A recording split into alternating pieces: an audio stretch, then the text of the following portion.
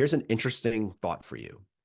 As time goes on and you start implementing habits, right? And then if you stick with them, if you stay consistent, which of course is the key to a habit, what you're going to find is new constraints come up, meaning that issues that you didn't have before, you're now going to have. And you're going to kind of uncover them because you didn't have to have these issues because you weren't at that step yet.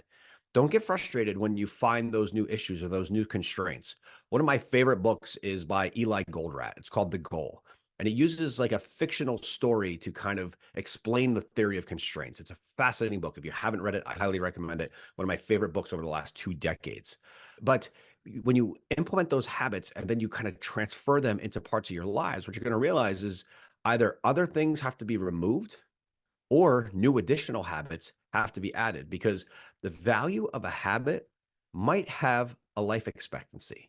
Meaning, if you're trying to grow as an individual and you add a habit to your day and you stay consistent with it, that habit may only have a growth effect to be able to go so far, right? It might not take you all the way to your finish line. You then might, once you've incorporated that habit into your daily routine, then you might realize that you're going to have new habits that you're going to have to bring into the process. So just something to think about from that standpoint.